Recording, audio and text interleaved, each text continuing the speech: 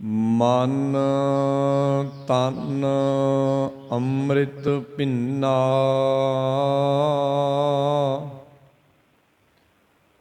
ਅੰਤਰ ਪ੍ਰੇਮ ਰਤਨਾ, ਅੰਤਰ ਰਤਨ ਪਦਾਰਥ ਮੇਰੇ, ਪਰਮ ਤਤ ਵਿਚਾਰੋ। ਜੰਤ ਭੇਖ ਤੂੰ ਸਫਲਿਓ ਦਾਤਾ,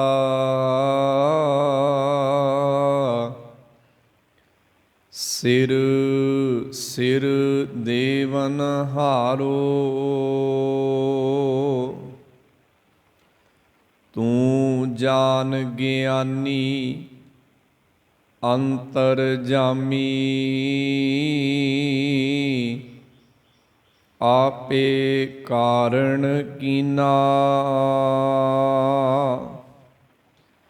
ਸੁਨੋ ਸਖੀ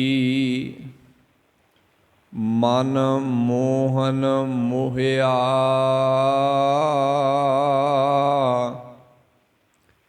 ਤਨ ਮਨ ਅੰਮ੍ਰਿਤ ਭਿੰਨਾ। ਸੁਨੋ ਸਖੀ ਮਨ ਮੋਹਨ ਮੋਹਿਆ, ਤਨ ਮਨ ਅੰਮ੍ਰਿਤ ਭਿੰਨਾ।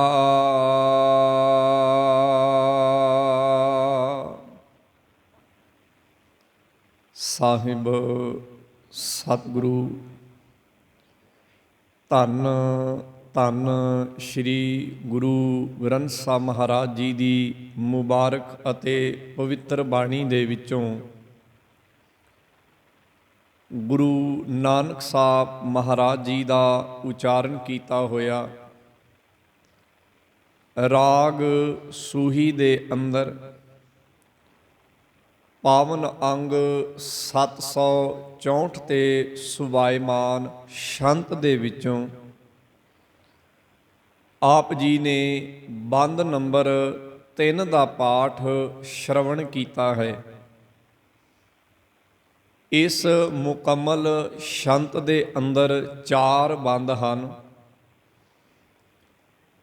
ਪਹਿਲੇ 2 ਬੰਦਾਂ ਦੀ ਵਿਚਾਰ ਗੁਰੂ ਦਰਬਾਰ ਅੰਦਰ ਕੀਤੀ ਜਾ ਚੁੱਕੀ ਹੈ। ਅੱਜ ਦੇ ਦੀਵਾਨ ਅੰਦਰ ਤੀਸਰੇ ਬੰਦ ਦੀ ਵਿਚਾਰ ਗੁਰੂ ਗ੍ਰੰਥ ਸਾਹਿਬ ਮਹਾਰਾਜ ਜੀ ਦੀ ਬਖਸ਼ਿਸ਼ ਦਾ ਸਦਕਾ ਆਰੰਭ ਕਰਾਂਗੇ। ਗੁਰੂ ਮਹਾਰਾਜ ਇਸ ਬੰਦ ਦੇ ਅੰਦਰ ਕੀ ਬਚਨ ਕਰਦੇ ਹਨ, ਆਓ ਆਰੰਭ ਕਰਦੇ ਹਾਂ। ਇੱਕ ਵਾਰ ਸਤਸੰਗੀ ਜਨਾਂ ਨੇ ਦਸ਼ਮੇਸ਼ ਪਿਤਾ ਜੀ ਦੀ ਬਖਸ਼ੀ ਹੋਈ ਫਤਿਹ ਪ੍ਰਵਾਨ ਕਰਨੀ। ਕਹਿਣਾ ਜੀਓ ਵਾਹਿਗੁਰੂ ਜੀ ਕਾ ਖਾਲਸਾ, ਵਾਹਿਗੁਰੂ ਜੀ ਕੀ ਫਤਿਹ। ਸਤਿਗੁਰੂ ਗੁਰੂ ਗ੍ਰੰਥ ਸਾਹਿਬ ਮਹਾਰਾਜ ਜੀ ਦੀ ਪਵਿੱਤਰ ਬਾਣੀ ਦੇ ਅੰਦਰ ਕੁਝ ਲਫ਼ਜ਼ ਜਾਂ ਕੁਝ ਵਿਸ਼ੇ ਐਸੇ ਹਨ ਜਿਨ੍ਹਾਂ ਨੂੰ ਗੁਰੂ ਮਹਾਰਾਜ ਜੀ ਨੇ ਅਨੇਕ ਅਰਥਾਂ ਦੇ ਵਿੱਚ ਵਰਤਿਆ ਹੈ। ਕੁਝ ਚੁਣਿੰਦਾ ਸ਼ਬਦ ਐਸੇ ਹਨ ਜੋ ਇੱਕ ਤੋਂ ਵਧੇਰੇ ਅਰਥਾਂ ਦੇ ਵਿੱਚ ਆਉਂਦੇ ਹਨ, ਪਰ ਕੁਝ ਸ਼ਬਦ ਐਸੇ ਹਨ ਜਿਨ੍ਹਾਂ ਨੂੰ ਸਤਿਗੁਰੂ ਜੀ ਨੇ ਇੱਕ ਤੋਂ ਕਿਤੇ ਜ਼ਿਆਦਾ ਅਰਥਾਂ ਦੇ ਵਿੱਚ ਵਰਤਿਆ ਹੈ। ਜੇ ਅਸੀਂ ਇਹ ਗੱਲ ਨੂੰ ਨਹੀਂ ਸਮਝਦੇ ਤਾਂ ਅਸੀਂ ਹਰ ਥਾਂ ਤੇ ਉਸ ਸ਼ਬਦ ਨੂੰ ਇੱਕ ਹੀ ਭਾਵ ਵਿੱਚ ਲੈ ਕੇ ਬਾਣੀ ਦੇ ਸੰਦਰਭ ਨੂੰ ਉਲਟਾ ਸਮਝ ਜਾਵਾਂਗੇ। ਮੈਂ ਕੁਝ ਉਦਾਹਰਨਾਂ ਤੁਹਾਡੇ ਸਾਹਮਣੇ ਰੱਖ ਕੇ ਉਸ ਤੋਂ ਬਾਅਦ ਅੱਜ ਦੇ ਸ਼ਬਦ ਵਿੱਚ ਆਏ ਹੋਏ ਉਸ ਖਾਸ ਲਫ਼ਜ਼ ਦਾ ਜ਼ਿਕਰ ਤੁਹਾਡੇ ਸਨਮੁਖ ਕਰਾਂਗਾ। ਜਿਵੇਂ ਇੱਕ ਬਹੁਤ ਹੀ ਪ੍ਰਚਲਿਤ ਲਫ਼ਜ਼ ਹੈ ਰਾਮ। ਰਾਮ ਲਫ਼ਜ਼ ਨੂੰ ਸਤਿਗੁਰੂ ਜੀ ਨੇ 2 ਅਰਥਾਂ ਦੇ ਵਿੱਚ ਬਾਣੀ 'ਚ ਵਰਤਿਆ। ਇੱਕ ਰਾਮ ਦਾ ਭਾਵ ਰਮਿਆ ਹੋਇਆ ਪਰਮੇਸ਼ਰ, ਜੋ ਇਸ ਕੁਦਰਤ ਦੇ ਜਰਰੇ ਜਰਰੇ ਦੇ ਵਿੱਚ ਹੈ। ਸਭੈ ਘਟ ਰਾਮ ਬੋਲੇ, ਰਾਮਾ ਬੋਲੇ, ਰਾਮ ਬਿਨਾ ਕੋ ਬੋਲੇ ਰੇ। ਦੂਸਰਾ ਇਹਦਾ ਭਾਵ ਸਤਿਗੁਰ ਨੇ ਬਾਣੀ ਚ ਲਿਆ ਹੈ, ਰੋਵੈ ਰਾਮ ਨਿਕਾਲਾ ਭਇਆ, ਸੀਤਾ ਲਛਮਣ ਵਿਛੜ ਗਿਆ। ਭਾਵ ਜਦੋਂ ਰਾਮ ਜੀ ਦੇ ਨਾਲੋਂ ਉਹਨਾਂ ਦੇ ਭਰਾਤਾ ਲਛਮਣ ਦਾ ਅਤੇ ਸੀਤਾ ਦਾ ਵਿਛੋੜਾ ਪੈਂਦਾ ਹੈ ਤੇ ਉਹ ਵਿਰਲਾਪ ਕਰਦੇ ਹਨ। ਇੱਥੇ ਰਾਮ ਤੋਂ ਭਾਵ ਅਯੋਧਿਆ ਦਾ ਰਾਜਾ ਦਸ਼ਰਥ ਦਾ ਪੁੱਤਰ ਰਾਮ ਹੈ। ਲਫ਼ਜ਼ ਦੋਵੇਂ ਇੱਕ ਨੇ, ਪਰ ਦੋਵਾਂ ਲਫ਼ਜ਼ਾਂ ਦਾ ਉਚਾਰਨ ਇੱਕ ਹੈ, ਪਰ ਦੋਵਾਂ ਦੇ ਅਰਥ ਭਾਵ ਅਲੱਗ-ਅਲੱਗ ਹਨ। ਇਵੇਂ ਹੀ ਬਾਣੀ ਦੇ ਵਿੱਚ ਹੋਰ ਬਹੁਤ ਸਾਰੇ ਸ਼ਬਦ ਹਨ, ਜਦੋਂ ਤੁਸੀਂ ਉਹਨਾਂ ਨੂੰ ਪੜ੍ਹੋਗੇ ਇੱਕ ਜਗ੍ਹਾ ਤੇ ਉਹਦਾ ਭਾਵ ਹੋਰ ਬਣੇਗਾ, ਦੂਸਰੀ ਜਗ੍ਹਾ ਤੇ ਉਹਦਾ ਭਾਵ ਹੋਰ ਬਣੇਗਾ। ਇਸ ਗੱਲ ਨੂੰ ਸਮਝਣ ਦੇ ਲਈ ਸਾਨੂੰ ਸਤਿਗੁਰ ਦੀ ਪਵਿੱਤਰ ਬਾਣੀ ਦੀ ਗਹਿਰਾਈ ਵਿੱਚ ਉਤਰਨਾ ਪਏਗਾ। ਹੁਣ ਅਸੀਂ ਗੱਲ ਕਰਦੇ ਹਾਂ ਅੱਜ ਦੇ ਸ਼ਬਦ ਵਿੱਚ ਆਏ ਹੋਏ ਉਸ ਖਾਸ ਲਫ਼ਜ਼ ਦੀ। ਅੱਜ ਦੇ ਸ਼ਬਦ ਵਿੱਚ ਲਫ਼ਜ਼ ਆਇਆ ਹੈ, ਮਨ ਤਨ ਅੰਮ੍ਰਿਤ ਭਿੰਨਾ। ਮੇਰਾ ਮਨ ਵੀ ਅਤੇ ਮੇਰਾ ਤਨ ਵੀ ਅੰਮ੍ਰਿਤ ਦੇ ਨਾਲ ਭਿੰਨਾ। ਭਿੰਨਾ ਦਾ ਭਾਵ ਹੁੰਦਾ ਭਿੱਜਿਆ ਹੋਇਆ। ਲਫ਼ਜ਼ ਹੈ ਅੰਮ੍ਰਿਤ। ਆ ਥੋੜੇ ਦਿਨਾਂ ਨੂੰ ਸਾਡਾ ਇੱਕ ਮਹਾਨ ਪਰਵ ਵਿਸਾਖੀ ਆਉਣ ਵਾਲਾ ਹੈ, ਜਿਸ ਤੇ ਅੰਮ੍ਰਿਤ ਦੀ ਗੱਲ ਹਰ ਇੱਕ ਗੁਰੂ ਘਰ ਦੇ ਵਿੱਚ ਚੱਲੇਗੀ, ਹਰ ਇੱਕ ਘਰ ਦੇ ਵਿੱਚ ਚੱਲੇਗੀ। ਪਰ ਜਦੋਂ ਗੁਰੂ ਗ੍ਰੰਥ ਸਾਹਿਬ ਦੀ ਬਾਣੀ ਨੂੰ ਪੜ੍ਹੋ ਤਾਂ ਇਸ ਲਫ਼ਜ਼ ਨੂੰ ਸਤਿਗੁਰੂ ਜੀ ਨੇ ਇੱਕ ਅਰਥਾਂ 'ਚ ਨਹੀਂ, ਤੁਸੀਂ ਹੈਰਾਨ ਹੋ ਜਾਓਗੇ, ਲਗਭਗ 18 ਦੇ ਕਰੀਬ ਇਸ ਲਫ਼ਜ਼ ਦੇ ਅਰਥ ਅਲੱਗ-ਅਲੱਗ ਬਾਣੀ 'ਚ ਬਣਦੇ ਨੇ। ਲਫ਼ਜ਼ ਅੰਮ੍ਰਿਤ ਹੀ ਲਿਖਿਆ ਮਿਲੇਗਾ, ਪਰ ਉਹਦੇ 18 ਭਾਵ ਨੇ, 18 ਅਰਥ ਨੇ। ਇਹਦਾ ਭਾਵ ਕੀ ਹੈ ਕਿ ਸਤਿਗੁਰੂ ਜੀ ਸਾਨੂੰ ਕਿਸੇ ਦੁਬਿਧਾ 'ਚ ਪਾਉਣਾ ਚਾਹੁੰਦੇ ਨੇ। ਕਿਤੇ ਉਹਦਾ ਅਰਥ ਕੁਝ ਲਿਖ ਦਿੰਦੇ ਨੇ, ਕਿਤੇ ਉਹਦਾ ਅਰਥ ਕੁਝ ਲਿਖ ਦਿੰਦੇ ਨੇ, ਕਿ ਉਹ ਸਾਨੂੰ ਦੁਬਿਧਾ ਦੇ ਵਿੱਚ ਪਾ ਕੇ ਅਲਝਾਉਣਾ ਚਾਹੁੰਦੇ ਨਹੀਂ।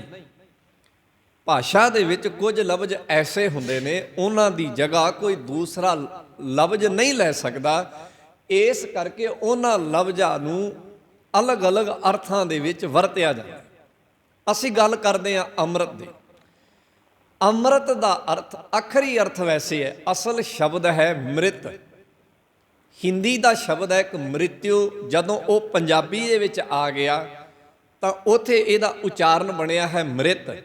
ਮ੍ਰਿਤ ਦਾ ਭਾਵ ਹੈ ਮਰਿਆ ਹੋਇਆ, ਤੇ ਜਦੋਂ ਅਗੇਤਰ ਅੱਗੇ ਲੱਗ ਜਾਂਦਾ ਹੈ, ਐੜਾ ਅੱਗੇ ਲੱਗ ਜਾਂਦਾ ਹੈ, ਤਾਂ ਇਹਦਾ ਅਰਥ ਉਲਟਾ ਬਣ ਜਾਂਦਾ, ਅਮ੍ਰਿਤ ਭਾਵ ਮੌਤ ਤੋਂ ਉਲਟ, ਭਾਵ ਜਿਹੜਾ ਜੀਵਨ ਦੇਣ ਵਾਲਾ ਹੈ, ਜੋ ਜੀਵਨ ਦਿੰਦਾ ਹੈ, ਜਿਹਦੇ ਤੋਂ ਜੀਵਨ ਹਾਸਲ ਹੁੰਦਾ ਹੈ। ਇਹਦਾ ਮੁੱਢਲਾ ਕੋਸ਼ਕਾਰੀ ਅਰਥ ਇਹਦਾ ਇਹ ਹੈ। ਹੁਣ ਇਹਦੇ ਅਲੱਗ-ਅਲੱਗ ਅਰਥ ਸਤਿਗੁਰੂ ਨੇ ਬਾਣੀ 'ਚ ਦਿੱਤੇ ਨੇ। ਜਿਵੇਂ ਸਤਿਗੁਰੂ ਜੀ ਇੱਕ ਥਾਂ ਤੇ ਇੱਕ ਬਚਨ ਲਿਖਦੇ ਨੇ, ਕਹਿਣ ਲੱਗੇ, ਪਸ਼ੂ ਮਿਲੈ ਚੰਗਿਆਈਆਂ ਖੜ ਖਾਵੇਂ। ਖੜ ਦਾ ਭਾਵ ਹੁੰਦਾ ਹੈ ਜੋ ਅਸੀਂ ਉਹਨਾਂ ਨੂੰ ਘਾਸ ਫੂਸ ਪੱਠਾ ਖਲ ਇਤਿਆਦਿਕ ਪਾਉਂਦੇ ਹਾਂ।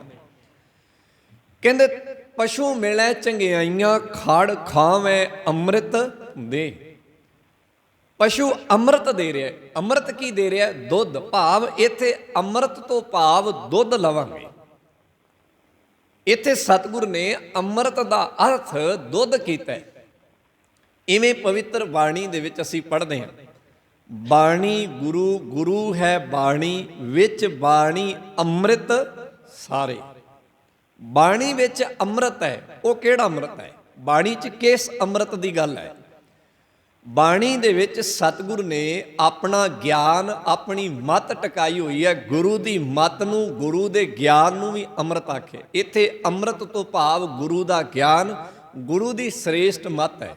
ਵੇਖੋ ਲਫ਼ਜ਼ ਉਹੀ ਹੈ, ਕਿਤੇ ਉਹਦਾ ਭਾਵ ਦੁੱਧ ਬਣ ਜਾਂਦਾ ਹੈ, ਕਿਤੇ ਉਹਦਾ ਭਾਵ ਗਿਆਨ ਬਣ ਜਾਂਦਾ ਹੈ। ਇਹੀ ਲਫ਼ਜ਼ ਹੈ ਅਸੀਂ ਸੁਖਮਨੀ ਸਾਹਿਬ ਦੀ ਬਾਣੀ 'ਚ ਪੜ੍ਹਦੇ ਹਾਂ। ਉੱਥੇ ਸਤਿਗੁਰੂ ਜੀ ਕਹਿੰਦੇ ਨੇ, ਕਹਿਣ ਲੱਗੇ, ਜੇ ਪ੍ਰਸਾਦ 36 ਅੰਮ੍ਰਿਤ ਖਾਹੇ। 36 ਦਾ ਭਾਵ ਹੈ ਗਿਣਤੀ ਵਾਲਾ 36, 30 ਤੇ 6, 36 ਤਰ੍ਹਾਂ ਦੇ ਭੋਜਨ ਮੰਨੇ ਗਏ ਹਨ। ਭਾਵ ਜਿਹੜੇ ਪਕਵਾਨ ਨੇ ਉਹਨਾਂ ਦੀ ਗਿਣਤੀ 36 ਕੀਤੀ ਗਈ। ਪੁਰਾਣੇ ਜ਼ਮਾਨੇ ਵਿੱਚ ਕੁਝ ਚੀਜ਼ਾਂ ਦੀ ਗਿਣਤੀ ਮੁਕਰਰ ਕੀਤੀ ਗਈ ਸੀ। ਅੱਜ ਤੇ ਵੈਸੇ ਪਕਵਾਨਾਂ ਦੀ ਕੋਈ ਗਿਣਤੀ ਮੁਕਰਰ ਨਹੀਂ ਹੈ, ਅੱਜ ਤੇ ਅਗਿਣਤ ਪਕਵਾਨ ਨੇ।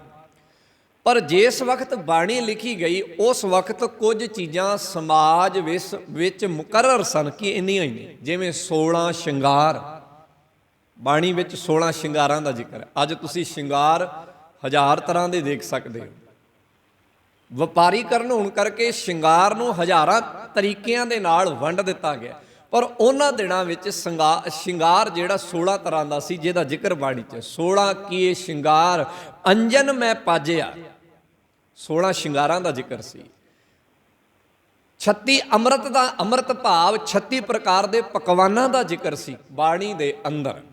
ਸੋ ਇਹ ਕੁਝ ਗਿਣਤੀਆਂ ਬਜ਼ੁਰਗਾਂ ਨੇ ਮੁਕਰਰ ਕੀਤੀਆਂ ਸਨ, ਉਹਨਾਂ ਨੂੰ ਉਵੇਂ ਦਾ ਉਵੇਂ ਬਾਣੀ 'ਚ ਸਤਿਗੁਰ ਨੇ ਵਰਤਿਆ। ਤੋ ਗੁਰਦੇਵ ਕਹਿੰਦੇ ਨੇ, ਕਹਿੰਦੇ ਜੇ ਪ੍ਰਸਾਦ 36 ਅੰਮ੍ਰਿਤ ਖਾਹੇ, 36 ਤਰ੍ਹਾਂ ਦੇ ਪਕਵਾਨ ਜਿਹੜੇ ਹਨ ਸਤਿਗੁਰੂ ਜੀ ਉਹਨੂੰ ਵੀ ਅੰਮ੍ਰਿਤ ਕਹਿ ਰਹੇ ਨੇ। ਇਹਦਾ ਭਾਵ ਇਹ ਨਹੀਂ ਕਿ 36 ਤਰ੍ਹਾਂ ਦਾ ਅੰਮ੍ਰਿਤ, ਨਹੀਂ, ਇਹਦਾ ਭਾਵ ਹੈ 36 ਤਰ੍ਹਾਂ ਦੇ ਪਕਵਾਨ ਜੋ ਅੰਮ੍ਰਿਤਵਤ ਨੇ, ਸਤਿਗੁਰੂ ਨੇ ਉਸ ਨੂੰ ਵੀ ਅੰਮ੍ਰਿਤ ਆਖਿਆ। ਹੁਣ ਦੇਖੋ ਕਿੰਨੇ ਭਾਵ ਬਣ ਗਏ ਕੀ ਲਫ਼ਜ਼ ਦੇ। ਜੇ ਅਸੀਂ ਸਾਰਿਆਂ ਦਾ ਅਰਥ ਇੱਕ ਹੀ ਸਮਝਾਂਗੇ, ਭਾਵ ਇੱਕ ਹੀ ਸਮਝਾਂਗੇ, ਤੇ ਮੈਂ ਸਮਝਦਾ ਹਾਂ ਅਸੀਂ ਪਵਿੱਤਰ ਬਾਣੀ ਨੂੰ ਸਮਝਣ ਦੇ ਵਿੱਚ ਕਿਤੇ ਨਾ ਕਿਤੇ ਕੁਤਾਹੀ ਕਰਾਂਗੇ। ਤੋ ਸਾਨੂੰ ਇਹ ਸਮਝ ਸਾਡੇ ਅੰਦਰ ਪੈਦਾ ਕਰਨੀ ਚਾਹੀਦੀ ਹੈ ਕਿ ਅਸੀਂ ਬਾਣੀ ਦੇ ਜਿਹੜੇ ਲਫ਼ਜ਼ ਨੇ, ਖਾਸ ਲਫ਼ਜ਼ ਨੇ, ਜਿਨ੍ਹਾਂ ਨੂੰ ਸਤਿਗੁਰੂ ਨੇ ਖਾਸ ਤੌਰ ਤੇ ਅਨੇਕ ਅਰਥਾਂ 'ਚ ਵਰਤਿਆ, ਉਹਦੇ ਭਾਵ ਸਾਡੇ ਅੰਦਰ ਉਤਰਨੇ ਚਾਹੀਦੇ ਹਨ। ਸੋ ਫਿਰ ਸਮਝ ਲੈਣਾ, ਅੱਜ ਜ਼ਿਕਰ ਆਇਆ ਅੰਮ੍ਰਿਤ ਦਾ, ਅੰਮ੍ਰਿਤ ਦਾ ਕੱਲਾ ਅਰਥ ਇੱਕ ਨਹੀਂ, ਅੰਮ੍ਰਿਤ ਦੇ ਅਨੇਕ ਅਰਥ ਬਾਣੀ 'ਚ ਨੇ। ਅੰਮ੍ਰਿਤ ਦਾ ਅਰਥ ਸਤਿਗੁਰੂ ਨੇ ਦੁੱਧ ਵੀ ਕੀਤਾ ਹੈ, ਅੰਮ੍ਰਿਤ ਦਾ ਅਰਥ ਸਤਿਗੁਰ ਨੇ 36 ਤਰ੍ਹਾਂ ਦੇ ਪਕਵਾਨ ਵੀ ਕੀਤਾ ਹੈ, ਅੰਮ੍ਰਿਤ ਦਾ ਅਰਥ ਗੁਰੂ ਦੀ ਮੱਤ ਵੀ ਹੈ, ਵਿੱਚ ਬਾਣੀ ਅੰਮ੍ਰਿਤ ਸਾਰੇ। ਅੰਮ੍ਰਿਤ ਦਾ ਅਰਥ ਪ੍ਰਮਾਤਮਾ ਦਾ ਨਾਮ ਵੀ ਹੈ ਜਿਹੜਾ ਅਸੀਂ ਪੜ੍ਹਦੇ ਹਾਂ। ਇਸ ਦੇਹੀ ਜਿਹੜੀ ਇਹ ਸਾਡੀ ਦੇਹੀ ਹੈ, ਨੌ ਨਿਧ ਅੰਮ੍ਰਿਤ ਪ੍ਰਭ ਕਾ ਨਾਮ, ਨੌ ਨਿਧ ਅੰਮ੍ਰਿਤ ਪ੍ਰਭ ਕਾ ਨਾਮ।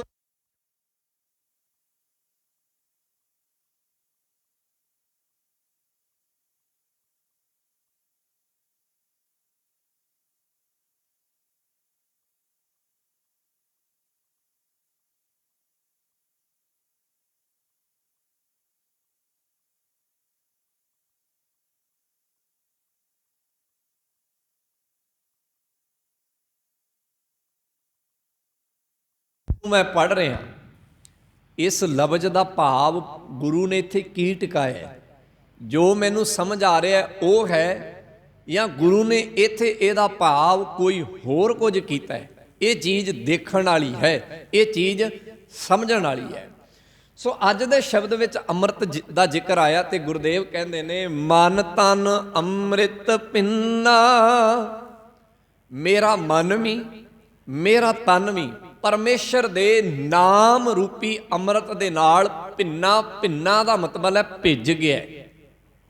ਬਾਣੀ 'ਚ ਨਾ ਇੱਕ ਉਦਾਹਰਨ ਹੈ ਪੱਥਰ ਦੀ। ਪੱਥਰ ਦੀ ਉਦਾਹਰਨ ਨੂੰ ਸਤਿਗੁਰ ਨੇ ਵਰਤਿਆ ਹੈ, ਖਾਸ ਕਰਕੇ ਬਾਬਾ ਕਬੀਰ ਸਾਹਿਬ ਦੇ ਸ਼ਬਦਾਂ 'ਚ ਹੈ। ਕਹਿੰਦੇ ਪੱਥਰ ਨੂੰ ਦੁੱਧ 'ਚ ਡੁਬੋ ਦਿਓ, ਪੱਥਰ ਨੂੰ ਪਾਣੀ 'ਚ ਡੁਬੋ ਦਿਓ, ਉਹਦੇ ਬਾਹਰ ਤੇ ਪ੍ਰਭਾਵ ਪਾਣੀ ਦਾ ਰਹਿੰਦਾ, ਪਰ ਉਹ ਅੰਦਰੋਂ ਸੁੱਕੇ ਦਾ ਸੁੱਕਾ ਹੀ ਹੈ। ਇੱਥੇ ਜਿਹੜਾ ਜ਼ਿਕਰ ਆਇਆ ਨਾ ਭਿੱਜਾ, ਇਹਦਾ ਭਾਵ ਹੈ ਅੰਮ੍ਰਿਤ ਦੇ ਨਾਲ ਸਾਡਾ ਮਨ ਤੇ ਤਨ ਅੰਦਰੋਂ ਤੇ ਬਾਹਰੋਂ ਭਿੱਜ ਗਿਆ। ਪੱਥਰਵਤ ਨਹੀਂ ਕਿ ਬਾਹਰੋਂ ਪਾਣੀ ਦਾ ਪ੍ਰਭਾਵ ਹੈ ਤੇ ਅੰਦਰ ਨਹੀਂ। ਬਾਣੀ ਵਿੱਚ ਜਦੋਂ ਭਿੰਨਾ ਦਾ ਜ਼ਿਕਰ ਆਏਗਾ ਤੇ ਉਹਦਾ ਭਾਵ ਹੈ ਅੰਦਰ ਵੀ ਤੇ ਬਾਹਰ ਵੀ। ਭਾਵ ਅੰਮ੍ਰਿਤ ਦਾ ਪ੍ਰਭਾਵ ਮੇਰੇ ਮਨ ਦੇ ਅੰਦਰ ਵੀ ਹੈ ਤੇ ਮੇਰੇ ਮਨ ਦੇ ਬਾਹਰ ਵੀ ਹੈ। ਅੰਮ੍ਰਿਤ ਦਾ ਪ੍ਰਭਾਵ ਮੇਰੇ ਤਨ ਦੇ ਅੰਦਰ ਵੀ ਹੈ ਤੇ ਮੇਰੇ ਤਨ ਦੇ ਬਾਹਰ ਵੀ ਹੈ। ਸਤਿਗੁਰੂ ਜੀ ਜ਼ਿਕਰ ਕਰਦੇ, ਮਨ ਤਨ ਅੰਮ੍ਰਿਤ ਪਿੰਨਾ, ਅੰਤਰ ਪ੍ਰੇਮ ਰਤਨਾ।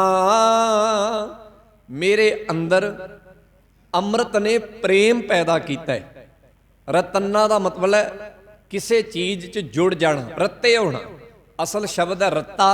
ਰੱਤੇ ਤੋਂ ਹੀ ਬਣਿਆ ਹੈ ਰਤੰਨਾ, ਭਾਵ ਅਸਲ 'ਚ ਇਹ ਸ਼ਬਦ ਆਉਂਦਾ ਹੈ ਖਾਸ ਕਰਕੇ ਕੱਪੜਿਆਂ ਦੇ ਪ੍ਰਥਾਏ, ਰੰਗ ਦੇ ਪ੍ਰਥਾਏ। ਬਾਣੀ 'ਚ ਜ਼ਿਕਰ ਆਉਂਦਾ ਹੈ ਕਿ ਜਦੋਂ ਕੱਪੜੇ ਨੂੰ ਰੰਗ ਦਿੱਤਾ ਜਾਂਦਾ ਹੈ, ਇੱਕ ਰੰਗ ਲਾਇਆ ਜਾਂਦਾ ਹੈ, ਦੂਜਾ ਚੜਾਇਆ ਜਾਂਦਾ ਹੈ, ਤੇ ਉਸ ਨੂੰ ਕਿਹਾ ਜਾਂਦਾ ਹੈ ਕਿ ਇਹ ਫਲਾਣੇ ਰੰਗ 'ਚ ਕੱਪੜਾ ਜਿਹੜਾ ਹੈ ਰੱਤਿਆ ਗਿਆ, ਭਾਵ ਕਿਸੇ ਚੀਜ਼ ਦਾ ਕਿਸੇ ਚੀਜ਼ ਦੇ ਇੰਨ ਪਿੰਨ ਜੁੜ ਜਾਣਾ, ਲੱਗ ਜਾਣਾ।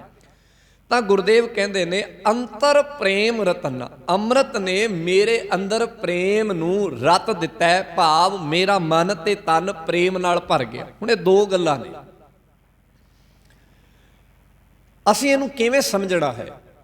ਮੈਂ ਅੱਗੇ ਵੀ ਇੱਕ ਦਿਨ ਜ਼ਿਕਰ ਕੀਤਾ ਸੀ ਕਿ ਬਾਣੀ ਦੇ ਵਿੱਚ ਸਟੈਪ ਨੇ, ਸਟੈਪ ਜਿਹਨੂੰ ਅਸੀਂ ਪੜਾਅ ਕਹਿੰਦੇ ਹਾਂ, ਕਿ ਕੋਈ ਗੱਲ ਕਿੱਥੋਂ ਸ਼ੁਰੂ ਹੁੰਦੀ ਹੈ। ਹੁਣ ਇੱਥੇ ਦੋ ਚੀਜ਼ਾਂ ਦਾ ਜ਼ਿਕਰ ਆਇਆ, ਇੱਕ ਪਾਸੇ ਅੰਮ੍ਰਿਤ ਦਾ ਜ਼ਿਕਰ ਹੈ, ਇੱਕ ਪਾਸੇ ਪ੍ਰੇਮ ਦਾ ਜ਼ਿਕਰ ਹੈ। ਬਾਣੀ 'ਚ ਦੋਵੇਂ ਗੱਲਾਂ ਅਲੱਗ-ਅਲੱਗ ਵਾਰ-ਵਾਰ ਆਉਣਗੀਆਂ। ਪ੍ਰੇਮ ਦਾ ਜ਼ਿਕਰ ਵੀ ਬਾਣੀ 'ਚ ਬਹੁਤ ਵਾਰੀ ਆਏਗਾ, ਅੰਮ੍ਰਿਤ ਦਾ ਜ਼ਿਕਰ ਵੀ ਬਹੁਤ ਵਾਰੀ ਆਏਗਾ। ਇਹਨਾਂ 'ਚੋਂ ਦੋਵਾਂ 'ਚੋਂ ਕਿਹੜੀ ਚੀਜ਼ ਪਹਿਲਾਂ ਸਾਡੇ ਅੰਦਰ ਜਾਏਗੀ? ਸਾਡੇ ਅੰਦਰ ਪਹਿਲਾਂ ਅੰਮ੍ਰਿਤ ਪੈਦਾ ਹੋਵੇਗਾ ਜਾਂ ਸਾਡੇ ਅੰਦਰ ਪਹਿਲਾਂ ਪ੍ਰੇਮ ਪੈਦਾ ਹੋਵੇਗਾ? ਜਿਹੜਾ ਸ਼ਬਦ ਅਸੀਂ ਪੜ੍ਹ ਰਹੇ ਹਾਂ, ਇਸ ਸ਼ਬਦ ਤੇ ਸਤਿਗੁਰੂ ਜੀ ਇਹ ਸੁਨੇਹਾ ਦੇ ਰਹੇ ਨੇ ਕਿ ਜਦੋਂ ਤੇਰਾ ਮਨ ਤੇ ਤਨ ਅੰਮ੍ਰਿਤ ਵਿੱਚ ਭਿੱਜ ਗਿਆ, ਫਿਰ ਤੇਰੇ ਅੰਦਰ ਪ੍ਰੇਮ ਰਤਿਆ ਜਾਏਗਾ, ਤੇਰਾ ਅੰਤਰ ਪ੍ਰੇਮ ਨਾਲ ਰਤਿਆ ਜਾਏਗਾ। ਇਹਦਾ ਭਾਵ ਇਹ ਹੈ ਪਹਿਲਾਂ ਅੰਮ੍ਰਿਤ ਆਏਗਾ ਫਿਰ ਪ੍ਰੇਮ ਆਏਗਾ। ਪਰ ਇੱਕ ਬਚਨ ਅਸੀਂ ਇਹ ਵੀ ਪੜ੍ਹਦੇ ਹਾਂ, ਜੋ ਤੋ ਪ੍ਰੇਮ ਖਿਲਣ ਕਾ ਚਾਓ, ਸਿਰ ਧਰ ਤਲੀ ਗਲੀ ਮੇਰੀ ਆਓ। ਹੁਣ ਇੱਥੇ ਆਖਿਆ ਕਿ ਅੰਮ੍ਰਿਤ ਤੋਂ ਪ੍ਰੇਮ ਪੈਦਾ ਹੋਏਗਾ, ਉਥੇ ਇਹ ਗੱਲ ਕਹੀ ਕਿ ਪ੍ਰੇਮ ਲੈਣ ਦੇ ਲਈ ਤੈਨੂੰ ਕੀ ਕਰਨਾ ਪਏਗਾ? ਆਪਣਾ ਮਤ ਜਿਹੜੀ, ਆਪਣਾ ਸਿਰ ਜਿਹੜਾ ਹੈ ਉਹ ਤੈਨੂੰ ਤਲੀ ਤੇ ਰੱਖਣਾ ਪਏਗਾ। ਇਹਦਾ ਮਤਲਬ ਇਹ ਹੈ ਪ੍ਰੇਮ ਦੇ ਤੇ ਅੰਮ੍ਰਿਤ ਦੇ ਵਿੱਚ ਇੱਕ ਚੀਜ਼ ਹੋਰ ਵੀ ਹੈ, ਜਿਹਨੂੰ ਗੁਰੂ ਨੇ ਆਖਿਆ ਹੈ ਜੋ ਤੋ ਪ੍ਰੇਮ ਖਿਲਣ ਕਾ ਚਾਓ, ਸਿਰ ਧਰ ਤਲੀ ਗਲੀ ਮੇਰੀ ਆਓ। ਜਦੋਂ ਸਾਡੇ ਅੰਦਰ ਅੰਮ੍ਰਿਤ ਪੈਦਾ ਹੁੰਦਾ ਹੈ, ਭਾਵ ਪਰਮੇਸ਼ਰ ਦਾ ਦਿੱਤਾ ਨਾਮ ਸਾਡੇ ਅੰਦਰ ਪੈਦਾ ਹੁੰਦਾ ਹੈ, ਤਾਂ ਗੁਰਦੇਵ ਕਹਿੰਦੇ ਉਹ ਨਾਮ ਬੰਦੇ ਨੂੰ ਉਸ ਅਵਸਥਾ 'ਚ ਲੈ ਜਾਂਦਾ ਜਿੱਥੇ ਬੰਦਾ ਆਪਣੀ ਮੱਤ ਨੂੰ ਤਲੀ ਤੇ ਰੱਖ ਦਿੰਦਾ ਹੈ, ਤੇ ਉਸ ਤੋਂ ਬਾਅਦ ਫਿਰ ਪ੍ਰੇਮ ਅੰਦਰ ਪੈਦਾ ਹੁੰਦਾ ਹੈ। ਪ੍ਰੇਮ ਦੀ ਵਿਆਖਿਆ ਬੜੀ ਕਮਾਲ ਦੀ ਗੁਰੂ ਅਰਜਨ ਸਾਹਿਬ ਸੱਚੇ ਪਾਤਸ਼ਾਹ ਮਹਾਰਾਜ ਜੀ ਨੇ ਆਪਣੀ ਇੱਕ ਪਵਿੱਤਰ ਬਾਣੀ ਵਿੱਚ ਦਿੱਤੀ। ਉਹ ਕਹਿੰਦੇ ਨੇ ਰਾਵਣ ਹੁਤੇ ਜੋ ਰੰਕ ਨਾ, ਜਿਨ ਸਿਰ ਦੀਨੋ ਕਾਟ, ਮੂਸਣ ਜੋ ਇਸ ਪ੍ਰੇਮ ਕੀ ਦਮ ਕਿਉਂ ਹੋਤੀ ਸਾਟ। ਚੌਬੋਲਿਆਂ ਦੇ ਵਿੱਚ ਇਹ ਬਚਨ ਹੈ, ਪਹਿਲਾ ਹੀ ਬਚਨ ਹੈ, ਉਦਾਹਰਨ ਹੈ। ਉਦਾਹਰਨ ਕੀ ਹੈ? ਸਤਿਗੁਰੂ ਜੀ ਨੇ ਮੂਸਣ ਇੱਕ ਨਾਮ ਜਿਹੜਾ ਹੈ ਉੱਥੇ ਵਰਤਿਆ, ਤੇ ਉਹਨੂੰ ਵਰਤ ਕੇ ਇਹ ਸਾਨੂੰ ਸਮਝਾਇਆ। ਕਹਿੰਦੇ ਜੇ ਪ੍ਰੇਮ ਮੁੱਲ ਮਿਲਦਾ ਹੁੰਦਾ, ਜੇ ਪ੍ਰੇਮ ਦਾ ਕੋਈ ਮੁੱਲ ਹੁੰਦਾ ਤੇ ਮੁੱਲ ਦੇ ਕੇ ਤੇ ਪ੍ਰੇਮ ਲਿਆ ਜਾ ਸਕਦਾ ਹੁੰਦਾ, ਇਹ ਭਾਵ ਲਿਆ ਜਾ ਸਕਦਾ ਹੁੰਦਾ। ਮੂਸਨ ਜੋ ਇਹ ਪ੍ਰੇਮ ਕੀ ਦਮ ਕਿਉਂ ਹੋਤੀ ਸਾਟ। ਦਮ ਕਹਿੰਦੇ ਨੇ ਪੈਸੇ ਨੂੰ, ਸਾਟ ਕਹਿੰਦੇ ਨੇ ਬਦਲੇ ਨੂੰ, ਕਿ ਜੇ ਪ੍ਰੇਮ ਪੈਸੇ ਦੇ ਬਦਲੇ ਮਿਲਦਾ ਹੁੰਦਾ, ਰਾਵਣ ਹੁਤੇ ਸੋ ਰੰਕ ਨਾ, ਫਿਰ ਰਾਵਣ ਤੋਂ ਅਮੀਰ ਤੇ ਕੋਈ ਨਹੀਂ ਸੀ। ਪਰ ਜਦੋਂ ਉਸ ਨੇ ਆਪਣੇ ਗੁਰੂ ਦਾ ਪ੍ਰੇਮ ਲੈਣਾ ਸੀ, ਮੁਹੱਬਤ ਲੈਣੀ ਸੀ, ਜਿਹਦੇ ਕੋਲ ਉਸ ਨੇ ਦੀਖਿਆ ਲਈ ਸੀ, ਉੱਥੇ ਉਹ ਪੈਸੇ ਦੇ ਬਦਲੇ ਪ੍ਰੇਮ ਖਰੀਦ ਲੈਂਦਾ, ਉੱਥੇ ਉਹ ਗਰੀਬ ਹੋ ਗਿਆ। ਉਹਦੇ ਗੁਰੂ ਨੇ ਉਹਦੀ ਦੌਲਤ ਨਹੀਂ ਵੇਖੀ, ਉਹਦਾ ਅੰਬਾਰ ਨਹੀਂ ਵੇਖਿਆ ਕਿ ਰਾਵਣ ਜਿਹੜਾ ਹੈ ਇੱਕ ਬਹੁਤ ਵੱਡਾ ਅਮੀਰ ਰਾਜਾ ਹੈ। ਕਹਿੰਦੇ ਉਹਦੇ ਕੋਲੋਂ ਉਸ ਨੇ ਉਹ ਚੀਜ਼ ਮੰਗੀ ਜੋ ਉਹਦੇ ਕੋਲ ਹੈ ਹੀ ਨਹੀਂ ਸੀ। ਉੱਥੇ ਉਹ ਰੰਕ ਹੋ ਗਿਆ, ਗਰੀਬ ਹੋ ਗਿਆ, ਉਹਦੇ ਕੋਲ ਨਹੀਂ ਸੀ ਉਹ ਚੀਜ਼। ਉਹਨੇ ਆਪਣੇ ਗੁਰੂ ਦੇ ਕੋਲੋਂ ਖਿਮਾ ਮੰਗੀ ਕਿ ਮੇਰੇ ਕੋਲ ਦੁਨੀਆ ਦਾ ਸਾਰਾ ਕੁਝ ਹੈ, ਪਰ ਉਹ ਚੀਜ਼ ਨਹੀਂ ਗੁਰੂ ਸਾਹਿਬ ਜੋ ਤੁਸੀਂ ਮੰਗ ਰਹੇ ਹੋ। ਜੋ ਰਾਵਣ ਦੇ ਗੁਰੂ ਨੇ ਮੰਗੀ ਉਹ ਰਾਵਣ ਕੋਲ ਨਹੀਂ ਸੀ। ਉਹ ਕੀ ਸੀ? ਉਹਦਾ ਆਪਾ ਭਾਵ, ਸਮਰਪਣ, ਆਪਾ ਭਾਵ, ਜਿਸ ਨੂੰ ਉਹ ਤਿਆਗਣ ਲਈ ਉਹ ਤਿਆਰ ਨਹੀਂ ਸੀਗਾ। ਇਸੇ ਕਰਕੇ ਗੁਰਦੇਵ ਨੇ ਉਦਾਹਰਣ ਦਿੱਤੀ, ਕਹਿਣ ਲੱਗੇ ਪ੍ਰੇਮ ਪੈਸੇ ਦੇ ਬਦਲੇ ਨਹੀਂ ਲਿਆ ਜਾ ਸਕਦਾ। ਇਹ ਬੰਦੇ ਦਾ ਭੁਲੇਖਾ ਹੈ। ਤੁਸੀਂ ਪੈਸੇ ਦੇ ਬਦਲੇ ਕਿਸੇ ਦੇ ਨਾਲ ਪਿਆਰ ਨਹੀਂ ਜਤਾ ਸਕਦੇ। ਉਸ ਨੂੰ ਗੁਰੂ ਨੇ ਪਿਆਰ ਨਹੀਂ ਆਖਿਆ। ਜਾਂ ਲੱਭ ਤਾਂ ਨਹੀਂ ਕਿਹਾ। ਜਿੱਥੇ ਲਾਲਚ ਹੈ ਕਹਿੰਦੇ ਉੱਥੇ ਪਿਆਰ ਨਹੀਂ ਹੈ। ਜਾਂ ਲੱਭ ਤਾਂ ਨਹੀਂ ਕਿਹਾ, ਲੱਭ ਤਾਂ ਕੂੜਾ ਨੇ, ਕਿਚਰ ਝੱਤ ਨਗਾਈਏ ਛੱਪਰ ਟੁੱਟੇ, ਮੈਂ ਕਿੱਡੀ ਕਮਾਲ ਦੀ ਉਦਾਹਰਨ ਹੈ। ਕਹਿੰਦੇ ਟੁੱਟਾ ਹੋਇਆ ਛੱਪਰ ਕਿੰਨੀ ਕੁ ਦੇਰ ਬੰਦੇ ਨੂੰ ਆਸਰਾ ਦੇ ਸਕਦਾ ਹੈ ਮੀਂਹ ਤੋਂ ਬਚਣ ਦੇ ਲਈ। ਚੰਦ ਘੜੀਆਂ ਹਾਰ ਕੇ ਉਸ ਨੂੰ ਉਹ ਛੱਪਰ ਨੂੰ ਛੱਡ ਕੇ ਕਿਸੇ ਦੂਸਰੀ ਜਗ੍ਹਾ ਜਾਣਾ ਹੀ ਪਏਗਾ। ਭਾਵ ਜਿਸ ਪਿਆਰ ਦੇ ਵਿੱਚ ਲਾਲਚ ਦੀਆਂ ਮੋਰੀਆਂ ਨੇ, ਗੁਰਦੇਵ ਕਹਿੰਦੇ ਉਹ ਪਿਆਰ ਜ਼ਿਆਦੀ ਦੇਰ ਤੱਕ ਨਿਭਦਾ ਨਹੀਂ ਹੈ, ਉਹਨੂੰ ਛੱਡ ਕੇ ਜਾਣਾ ਪੈਂਦਾ, ਉਹ ਛੱਡਿਆ ਜਾਂਦਾ ਹੈ। ਸੋ ਗੁਰਦੇਵ ਇਸ ਕਰਕੇ ਜ਼ਿਕਰ ਕਰਦੇ, ਮੈਂ ਬੇਨਤੀ ਫੇਰ ਕਰਨ ਲੱਗਾ ਕਿ ਅੰਮ੍ਰਿਤ ਦੇ ਤੇ ਪ੍ਰੇਮ ਦੇ ਵਿੱਚ ਇੱਕ ਚੀਜ਼ ਹੈ ਜਿਸ ਨੂੰ ਸਤਿਗੁਰੂ ਜੀ ਕਹਿੰਦੇ ਨੇ ਆਪਾ ਭਾਵ ਸਮਰਪਣ। ਅਸੀਂ ਵਿਸਾਖੀ ਦੀ ਗੱਲ ਕਰਨੀ ਹੈ। ਜਿਨ੍ਹਾਂ ਨੇ ਗੁਰੂ ਨਾਲ ਪ੍ਰੇਮ ਜਤਾਇਆ ਉਹਨਾਂ ਨੇ ਪਹਿਲਾਂ ਆਪਣਾ ਆਪਾ ਭਾਵ ਸਮਰਪਣ ਕੀਤਾ। ਲੋਕ ਤਾਂ ਬੜੇ ਬੈਠੇ ਸਨ। ਜਦੋਂ ਗੁਰੂ ਕਲਗੀਧਰ ਮਹਾਰਾਜ ਨੇ ਆਵਾਜ਼ ਮਾਰੀ, ਕੋਈ ਛੋਟਾ ਮੋਟਾ ਇਕੱਠ ਨਹੀਂ ਸੀ। ਕਿਸੇ ਨੇ ਉਹਦੀ ਗਿਣਤੀ ਕਿੰਨੇ ਹਜ਼ਾਰ 'ਚ ਕੀਤੀ ਹੈ, ਕਿਸੇ ਨੇ ਕਿੰਨੇ ਹਜ਼ਾਰ 'ਚ ਕੀਤੀ ਹੈ, ਇਹਦੇ 'ਚ ਕੋਈ ਦੁਬਿਧਾ ਨਹੀਂ। ਇਕੱਠ ਵਾਕਿਆ ਹੀ ਹਜ਼ਾਰਾਂ 'ਚ ਸੀਗਾ। ਕਈ ਵਾਰ ਅਸੀਂ ਇਤਿਹਾਸ ਨੂੰ ਕੁਝ ਹੋਰ ਰੂਪ 'ਚ ਦੇਖਣਾ ਸ਼ੁਰੂ ਕਰ ਦਿੰਦੇ ਹਾਂ। ਇਕੱਠ ਹਜ਼ਾਰਾਂ 'ਚ ਕਿਉਂ ਸੀਗਾ? ਕਿਉਂਕਿ ਇਹ ਵਿਸਾਖੀ ਕੋਈ ਪਹਿਲੇ ਦਿਨ ਨਹੀਂ ਸੀ। ਤੀਜੇ ਪਾਤਸ਼ਾਹ ਤੋਂ ਇਹ ਤਿਉਹਾਰ ਸਾਡੀ ਸਿੱਖ ਪਰੰਪਰਾ ਦੇ ਵਿੱਚ ਮਨਾਇਆ ਜਾ ਰਿਹਾ। ਤੀਜੇ ਪਾਤਸ਼ਾਹ ਦੇ ਵੇਲੇ ਤੋਂ ਉਸ ਹਰ ਜਗ੍ਹਾ ਤੇ ਇਕੱਠ ਹੁੰਦਾ ਸੀ ਵਿਸਾਖੀ ਤੇ, ਜਿੱਥੇ ਗੁਰੂ ਸਾਹਿਬ ਹੁੰਦੇ ਸਨ। ਵਿੱਚ ਬਹੁਤ ਸਾਰੀਆਂ ਐਸੀਆਂ ਵਿਸਾਖੀਆਂ ਨੇ ਜਿਨ੍ਹਾਂ ਤੇ ਬਹੁਤ ਵੱਡੇ ਵੱਡੇ ਇਕੱਠ ਜਿਹੜੇ ਹਨ ਉਹ ਹੋਏ ਸਨ। ਜਿਨ੍ਹਾਂ ਵਿੱਚੋਂ ਇੱਕ ਦਾ ਜ਼ਿਕਰ ਮੈਂ ਤੁਹਾਡੇ ਸਾਹਮਣੇ ਕਰਾਂਗਾ ਕਿ ਜਦੋਂ ਗੁਰੂ ਤੇਗ ਬਹਾਦਰ ਮਹਾਰਾਜ ਜੀ ਨੂੰ ਧਮਧਾਣ ਦੀ ਧਰਤੀ ਤੋਂ ਗ੍ਰਿਫਤਾਰ ਕੀਤਾ ਗਿਆ, ਉੱਥੇ ਵਿਸਾਖੀ ਦਾ ਇਕੱਠ ਸੀਗਾ। ਜਿਹੜੀਆਂ ਖਬਰਾਂ ਪਹੁੰਚੀਆਂ ਦਿੱਲੀ ਦਰਬਾਰ ਤੱਕ, ਉਹ ਇਹੀ ਪਹੁੰਚੀਆਂ ਗਈਆਂ ਕਿ ਇੱਥੇ ਤੇ ਹਜ਼ਾਰਾਂ ਦੀ ਗਿਣਤੀ 'ਚ ਲੋਕ ਇਕੱਠੇ ਹੋਏ ਨੇ ਗੁਰੂ ਤੇਗ ਬਹਾਦਰ ਮਹਾਰਾਜ ਦੀ ਧਰਤੀ ਦੇ ਪਿੱਛੇ। ਕਿਉਂਕਿ ਬਾਂਗਰ ਦੀ ਉਹ ਧਰਤੀ ਜਿੱਥੇ ਬੰਦਾ ਹੀ ਟਾਵਾਂ ਟਾਵਾਂ ਸੀ, ਕਿਉਂਕਿ ਨਾ ਪਾਣੀ ਦੇ ਸਾਧਨ ਸਨ, ਨਾ ਖਾਣ ਦੇ ਸਾਧਨ ਸਨ, ਨਾ ਜ਼ਮੀਨ ਜਰਖੇਜ ਸੀਗੀ। ਟਾਵਾਂ ਟਾਵਾਂ ਬੰਦਾ ਸੀ, ਕਿਤੇ ਉਧਰ ਕੋਈ ਨਹੀਂ ਸੀ ਜਾਂਦਾ, ਡਰਦਾ। ਝਾੜ ਹੀ ਝਾੜ ਸਨ। ਪਰ ਉਸ ਧਰਤੀ ਤੇ ਹਜ਼ਾਰਾਂ ਬੰਦਿਆਂ ਦਾ ਇਕੱਠ ਵੇਖ ਕੇ ਦਿੱਲੀ ਦਰਬਾਰ ਦੀਆਂ ਕੰਧਾਂ ਕੰਬ ਗਈਆਂ ਸਨ। ਹੁਕਮ ਹੋਇਆ ਕਿ ਗੁਰੂ ਤੇਗ ਬਹਾਦਰ ਮਹਾਰਾਜ ਜੀ ਨੂੰ ਗ੍ਰਿਫਤਾਰ ਕਰੋ। ਤੁਸੀਂ ਅੰਦਾਜ਼ਾ ਲਾਓ। ਸੋ ਮੈਂ ਇਸ ਕਰਕੇ ਜ਼ਿਕਰ ਕਰ ਰਿਹਾ ਵਾਂ ਕਿ ਇਸ ਗੱਲ ਨੂੰ ਸਮਝੀਏ ਅਸੀਂ। ਇਤਿਹਾਸ ਵਿੱਚੋਂ ਹਜ਼ਾਰਾਂ ਦੀ ਗਿਣਤੀ ਦਾ ਉਹ ਇਕੱਠ, ਪਰ ਜਦੋਂ ਗੁਰੂ ਗੋਬਿੰਦ ਸਿੰਘ ਮਹਾਰਾਜ ਨੇ ਆਵਾਜ਼ ਮਾਰੀ ਤੇ 5 ਬੰਦੇ ਅੱਗੇ ਸਮਰਪਣ ਲਈ ਆਏ। ਹੋ ਸਕਦਾ ਹੋਰ ਵੀ ਹੋਣਗੇ ਸਮਰਪਣ ਵਾਲੇ, ਪਰ ਉਹ ਸਮਰਪਣ ਵਾਲੇ ਅਵਲ ਦਰਜੇ ਦੇ ਸਨ, ਜਿਨ੍ਹਾਂ ਨੇ ਆਪਣੇ ਮਨ 'ਚ ਕਿਸੇ ਤਰ੍ਹਾਂ ਦੀ ਦੁਬਿਧਾ, ਕਿਸੇ ਤਰ੍ਹਾਂ ਦਾ ਕੋਈ ਭੇਦ ਭਾਵ ਨਾ ਰੱਖ ਕੇ ਗੁਰੂ ਦੇ ਅੱਗੇ ਆਪਣਾ ਆਪਾ ਸਮਰਪਣ ਕੀਤਾ। ਫਿਰ ਉਹਨਾਂ ਦਾ ਪ੍ਰੇਮ ਜ਼ਾਹਰ ਹੋਇਆ, ਫਿਰ ਉਹਨਾਂ ਦਾ ਪ੍ਰੇਮ ਸਾਹਮਣੇ ਆਇਆ ਕਿ ਵਾਕਿਆ ਉਹ ਗੁਰੂ ਨੂੰ ਅਵਲ ਦਰਜੇ ਦਾ ਪ੍ਰੇਮ ਕਰਦੇ ਹਨ, ਜਿਸ ਨੂੰ ਲਫ਼ਜ਼ਾਂ ਨਾਲ ਬੋਲ ਕੇ ਵਿਆਖਿਆ ਨਹੀਂ ਕੀਤੀ ਜਾ ਸਕਦੀ। ਸੋ ਅੱਜ ਦੇ ਵਚਨ 'ਚ ਇਹੀ ਗੱਲ ਆਈ ਹੈ। ਕਹਿੰਦੇ ਮੇਰਾ ਮਨ ਤਨ ਅੰਮ੍ਰਿਤ ਵਿੱਚ ਰਤ ਗਿਆ ਤੇ ਉਸ ਅੰਮ੍ਰਿਤ ਨੇ ਮੇਰੇ ਅੰਦਰ ਪ੍ਰੇਮ ਪੈਦਾ ਕਰ ਦਿੱਤਾ। ਭਾਵ ਅੰਮ੍ਰਿਤ ਸਾਡੇ ਅੰਦਰ ਪ੍ਰੇਮ ਪੈਦਾ ਕਰਦਾ ਹੈ। ਜਿਸ ਪ੍ਰੇਮ ਦੀ ਗੱਲ ਸਤਿਗੁਰ ਨੇ ਵਾਰ-ਵਾਰ ਬਾਣੀ ਦੇ ਅੰਦਰ ਕੀਤੀ ਹੈ, ਤੇ ਉਹ ਪ੍ਰੇਮ ਐਸਾ ਹੈ ਜਿਹਦੀ ਇੱਕ ਵਿਆਖਿਆ ਸਤਿਗੁਰ ਨੇ ਇੱਕ ਉਦਾਹਰਣ ਦੁਆਰਾ ਕੀਤੀ ਹੈ। ਕਹਿੰਦੇ ਇਹ ਪ੍ਰੇਮ ਉਸ ਤਰ੍ਹਾਂ ਦਾ ਹੈ ਜਿਵੇਂ ਦਾ ਪਾਣੀ ਦਾ ਤੇ ਦੁੱਧ ਦਾ ਹੈ। ਬਾਣੀ ਦੇ ਵਿੱਚ ਜ਼ਿਕਰ ਹੈ ਨਾ, ਇਹ ਮਨ ਐਸੀ ਹਰਸਿਓ ਪ੍ਰੀਤ ਕਰ ਜੈਸੀ ਜਲ ਦੁੱਧ ਹੋਏ। ਪਾਣੀ ਤੇ ਦੁੱਧ ਦਾ ਪ੍ਰੇਮ ਕਿਸ ਤਰ੍ਹਾਂ ਦਾ ਹੈ? ਕਹਿੰਦੇ ਪਹਿਲਾਂ ਦੁੱਧ ਪਾਣੀ ਨਾਲ ਪਿਆਰ ਕਰਦਾ ਹੈ। ਪਹਿਲਾਂ ਦੁੱਧ ਪਾਣੀ ਨਾਲ ਪਿਆਰ ਕਰਦਾ ਹੈ ਕਿ ਜਦੋਂ ਪਾਣੀ ਨੂੰ ਦੁੱਧ ਦੇ ਵਿੱਚ ਪਾਇਆ ਜਾਂਦਾ ਹੈ ਤੇ ਦੁੱਧ ਪਾਣੀ ਨੂੰ ਆਪਣਾ ਰੂਪ ਦੇ ਦਿੰਦਾ ਹੈ।